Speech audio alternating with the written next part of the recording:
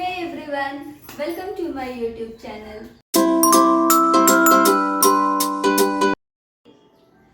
ಕುಕಿಂಗ್ನಲ್ಲಿ ಕೈ ರುಚಿ ಅನ್ನೋದು ನಾವು ಬಳಕೆ ಮಾಡ್ತಕ್ಕಂಥ ಪದಾರ್ಥಗಳ ಮೇಲೆ ಡಿಪೆಂಡ್ ಆಗಿರುತ್ತೆ. ಹಾಗೆ ಯಾವ ಪದಾರ್ಥನ ಎಷ್ಟು ಕ್ವಾಂಟಿಟಿನಲ್ಲಿ ಯೂಸ್ ಮಾಡ್ತಾ ಇದ್ದೀವಿ ಅನ್ನೋದ್ರ ಮೇಲೆ ಕೂಡ ಹೋಗುತ್ತೆ. ಈ ಒಂದು ಕುಕಿಂಗ್ ಸೀರೀಸ್ನ ಉದ್ದೇಶ ಏನು ಅಂತಂದ್ರೆ ನಾನು ಇಲ್ಲಿ ನನ್ನ ವೇ ಆಫ್ ಕುಕಿಂಗ್ನ ಅಂದರೆ ನಾನು ಹೇಗೆ ಮಾಡ್ತೀನಿ ಅನ್ನೋದನ್ನ ನಿಮ್ಮೆಲ್ಲರಿಗೂ ತೋರಿಸ್ಕೊಡೋಕ್ಕೆ ಹೋಗ್ತಾ ಇದ್ದೀನಿ. So welcome to my cooking series episode number 1.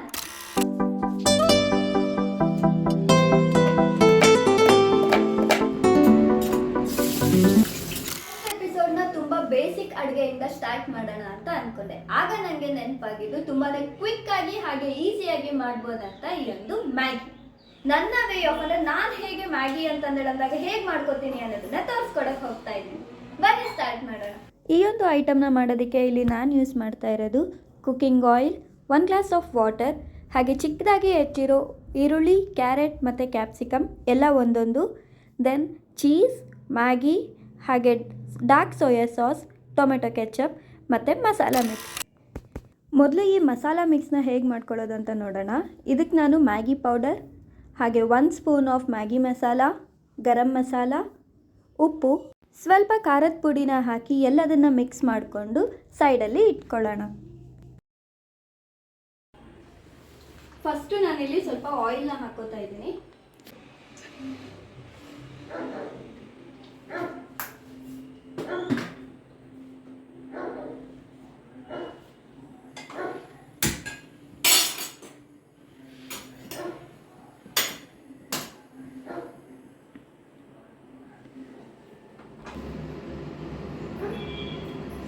ಎಣ್ಣೆ ಕಾದಿದೆ ಅನ್ಸುತ್ತೆ. ಎಸ್. ಸೊ ಈಗ ಫಸ್ಟ್ ನಾವು ಹೆಚ್ಕೊಂಡಿರೋ ಈರುಳ್ಳಿ, ಕ್ಯಾರೆಟ್ ಹಾಗೆ ಕ್ಯಾಪ್ಸಿಕಮ್ನ ಹಾಕೊಂಡ್ಬಿಡೋಣ.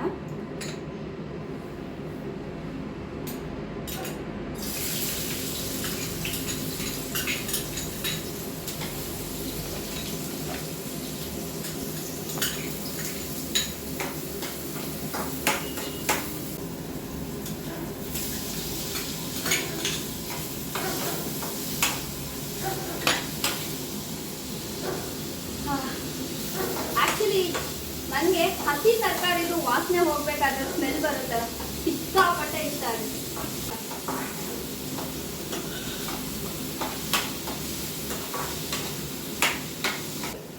ಸ್ವಲ್ಪ ಬೇಗನೆ ಬೇಯಲಿ ಅಂತಂದ್ಬಿಟ್ಟು ಸ್ವಲ್ಪ ಉಪ್ಪು ಹಾಕ್ಬಿಟ್ಟು ಬೇಯೋದಕ್ಕೆ ಬಿಡೋಣ.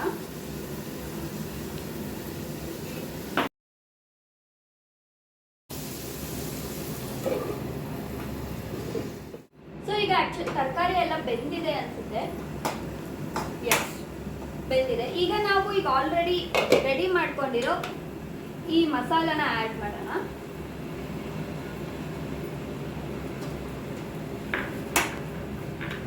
ಈ ಥರ ಆ್ಯಡ್ ಮಾಡ್ತಾ ಇರಬೇಕಾದ್ರೆ ಇದು ತುಂಬ ಗಟ್ಟಿಯಾಗಿ ಹಂಚಿಡಿದು ಬಿಡುತ್ತೆ. ಹಾಗಾಗಿ ನಾನು ಕಂಪ್ಲೀಟ್ ನೀರು ಹಾಕ್ತಿರೋ ಸ್ವಲ್ಪ ಹಂಚಿಡಿದೇ ಇರೋ ಥರ ಎಷ್ಟು ಹಾಕಬೇಕೋ ಅಷ್ಟು ಮಾತ್ರ ಸ್ವಲ್ಪ ಸ್ವಲ್ಪ ಹಾಕೋತಾ ಬರ್ತೀನಿ.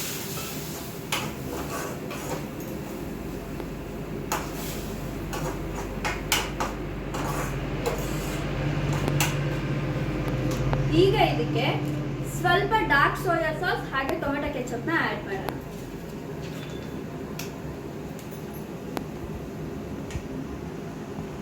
ಡಾರ್ಕ್ ಸೋಯಾ ಸಾಸ್ ಆಕ್ಚುಲಿ ಜಾಸ್ತಿ ಹಾಕಬಾರ್ದು, ಟೇಸ್ಟ್ ಕೆಟ್ಟೋಗ್ಬಿಡುತ್ತೆ.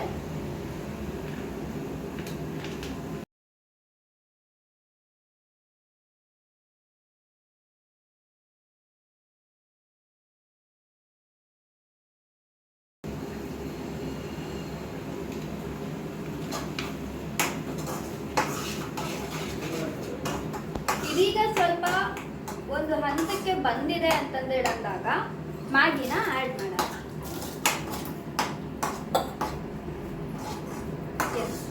ಈ ಥರ ಇದೊಂದು ಪೇಸ್ಟ್ ರೆಡಿ ಆಗಿದೆ. ಸೊ ನಾನು ಇವಾಗ ಇದಕ್ಕೆ ಮ್ಯಾಗಿನ ಆ್ಯಡ್ ಮಾಡ್ತಾ ಇದ್ದೀನಿ.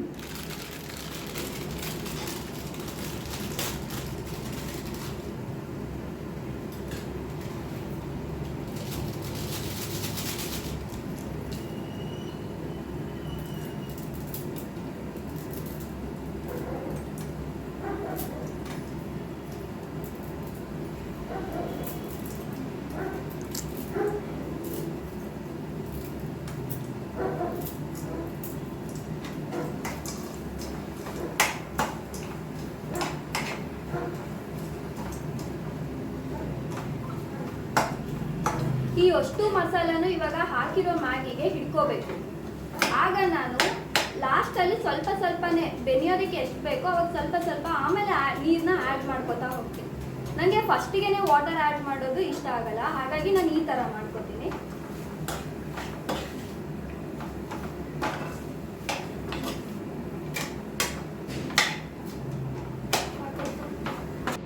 ಈಗ ಆ್ಯಕ್ಚುಲ್ ಆಗಿ ಇದು ಸ್ವಲ್ಪ ಒಂದು ಮಟ್ಟಿಗೆ ಬೆಂದಿದೆ ಅಷ್ಟೇ, ಇನ್ನೂ ಇದು ನೀಟಾಗಿ ಬೇಯಬೇಕು. ಈಗ ಮತ್ತೆ ಒಂದು ಸ್ವಲ್ಪ ನೀರು ಆ್ಯಡ್ ಮಾಡೋಣ.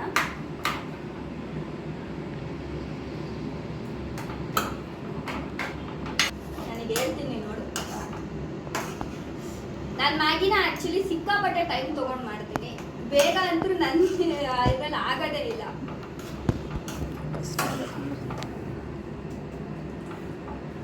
ಬೈಕೋತಾ ಇದೆಯಲ್ಲ.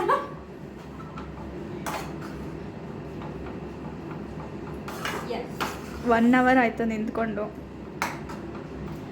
ಬ್ರೋ ಇನ್ನೂ 1 ಅವರ್ ಆಗಲಿ, ಟೇಸ್ಟ್ ಇಂಪಾರ್ಟೆಂಟ್, ಟೈಮ್ ಅಲ್ಲ.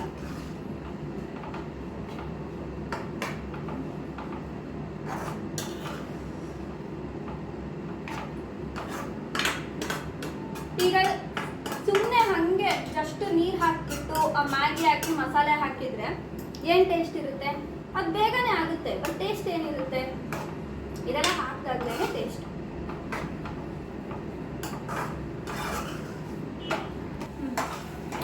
ಇವಾಗ ಇಷ್ಟು ಬೆಂದಿದೆ ಇವಾಗ, ಬಟ್ ಇನ್ನೊಂದು ಸ್ವಲ್ಪ ನೀರು ಹಾಕಿಬಿಟ್ಟು ಚೀಸ್ನ ಆ್ಯಡ್ ಮಾಡಿದರೆ ಮ್ಯಾಗಿ ಕಂಪ್ಲೀಟ್ ಆಗುತ್ತೆ.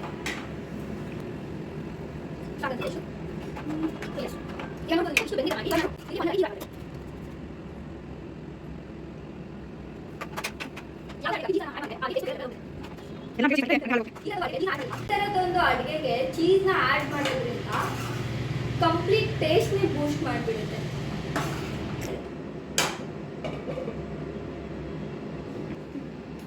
ಸೊ ಎಸ್, ಈಗ ಇದು ಕಂಪ್ಲೀಟ್ ಆಗಿ ಬೇಯ್ದಿದೆ. ಈಗ ಇದನ್ನ ಒಂದು ಬೌಲ್ಗೆ ಟ್ರಾನ್ಸ್ಫರ್ ಮಾಡ್ಕೊಳ್ಳೋಣ.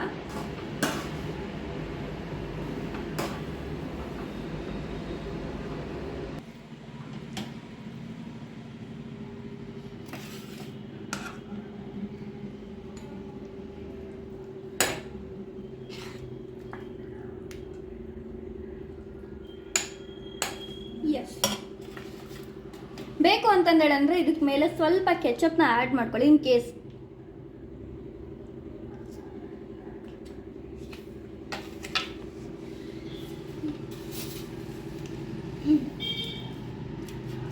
ಸೊ ಎಸ್, ಫೈನಲ್ ಆಗಿ ನನ್ನ ವೇ ಆಫ್ ಮ್ಯಾಗಿನ ನಾನು ನಿಮಗೆಲ್ಲ ಇಲ್ಲಿ ತೋರಿಸ್ಕೊಟ್ಟಿದ್ದೀನಿ. ಆ್ಯಂಡ್ ಇವಾಗ ಇದನ್ನು ಟೇಸ್ಟ್ ಮಾಡೋ ಟೈಮು. ನಾವು ಮಾಡಿರೋ ಅಡುಗೆನ ನಾವೇ ಟೇಸ್ಟ್ ಮಾಡಬೇಕು ಫಸ್ಟ್. ಜನಕ್ಕೆ ನಮ್ಮ ಮೇಲೆ ನಂಬಿಕೆನೇ ಇಲ್ಲ.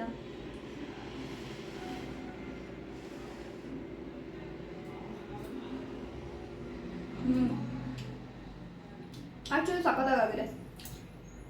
ಪ್ಲೇನ್ ಮ್ಯಾಗಿ ಮಾಡ್ಕೊಳ್ಳೋದಕ್ಕಿಂತ ಈ ಥರ ಒಂದು ಟ್ರೈ ಮಾಡಿದಾಗ ಇದು ಸ್ವಲ್ಪ ಹೊಟ್ಟೆನೂ ತುಂಬುತ್ತೆ, ಹಾಗೆ ಟೇಸ್ಟು ಅನಿಸುತ್ತೆ. Do subscribe for more such videos ಅಂತ ಹೇಳ್ತಾ, ಅಂಟಿಲ್ ನೆಕ್ಸ್ಟ್ ಟೈಮ್, ಬಾಯ್.